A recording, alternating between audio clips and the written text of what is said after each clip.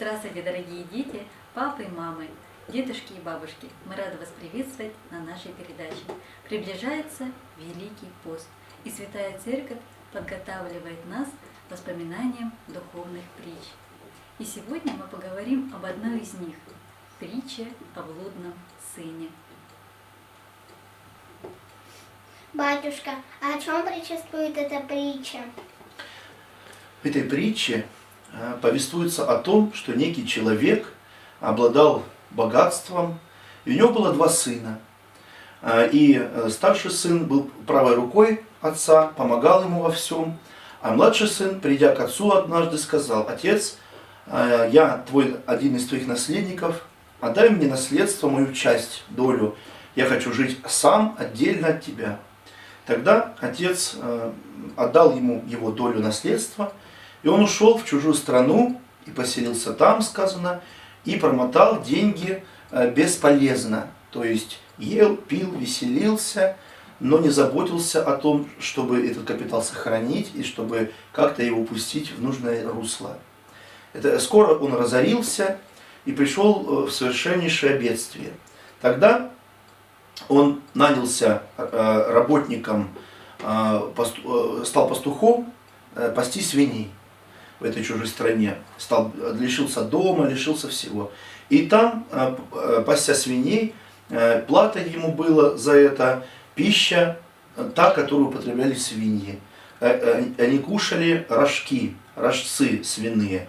Эти рожцы – это грубые стручки гороха, загрубелые. Их скармливали свиньям. И вот голод настолько усилился в той стране, то есть пришел голод, пришло бедствие на страну, и голод усилился настолько, что даже свиньям еле-еле хватало этих рожков. И тот, кто давал ему эту работу, он сказал, что мне нечего тебя кормить, потому что то, что я даю свиньям, я не могу тебя накормить. И он подумал, что я ушел от отца моего, я обидел своего отца, и вот теперь я в таком бедственном положении вернусь к отцу, покаюсь, и уже не буду называться сыном его, но буду называться рабом, так как рабы и слуги в доме моего отца едят пищу наипрекраснейшую, едят хлебы мягкие, хорошего сорта пшеницы, пьют вино дорогое, едят мясо, а я, будучи даже сыном отца, страдаю в дальней стороне. И он пришел к отцу и говорит: «Отец, я называться уже недостоин сыном твоим, но назовусь я твоим рабом, прими меня как слугу, и я буду у тебя в услужении». Но отец, завидевший издалека, поспешил к нему навстречу и, обняв его, принял его и сказал, что ты сын мой, и я прощаю все твои ошибки, да, твою спесь, вот эту гордыню, что ты решил отказаться от отца, уйти на свое усмотрение, не проявил непослушание, да?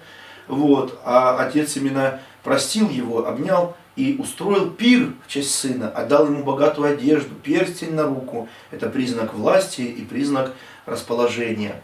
И вот сын отца веселился, и веселился весь дом о его возвращении. Но старший сын оскорбился этим пиром, потому что он говорит: я сколько тружусь, я правая рука твоя, я тружусь у тебя дома, умножаю богатство твоего дома, отец мой, но ты не дал мне даже маленького ягненка порадоваться, с друзьями попировать, а этому же заблудшему ты устроил целый пир. Но тогда отец говорит, что вы оба мои дети, и оба вы мне любимы, и отцу отрадно видеть покаяние своего сына.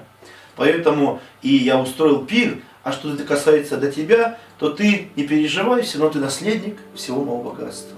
Весь дом, все, что я имею, это твое и так. Тебе достанется. Поэтому здесь говорится о том, как отец любит своих детей, несмотря ни на что, несмотря ни на какие ошибки, грехи. Вот так и Бог, тем более, Бог любит всех нас, любит человечество, любит людей, даже нас такими, какими мы есть, и грешниками любит, но призывает нас к покаянию, к возвращению домой. В заповеди Божьей нас зовут домой к небу, домой к Богу, чтобы мы покаялись, исправились и с Богом в примирении, да, нашли покой в Боге именно. Жили с Богом мирно и дружно в любви. А это покаяние, исполнение Божьих заповедей. Покаяние означает не возврат, не возвращение к прежней греховной жизни. Почему сын назван блудный? Блудным называется сын, означает заблудившийся. Тот, кто заблудился в своих ошибках. Тот, кто пошел не по неправильной дорожке, как в лесу. Если человек будет идти по ложным тропинкам, то он придет в никуда. Он придет в заблуждение, в темный лес, откуда нет выхода. А если будет шествовать, идти, держаться правильного пути, то он будет и правильным путником. Да, он придет туда, куда нужно, вот, не заблудившись. Поэтому блудный означает заблудший, заблудившийся.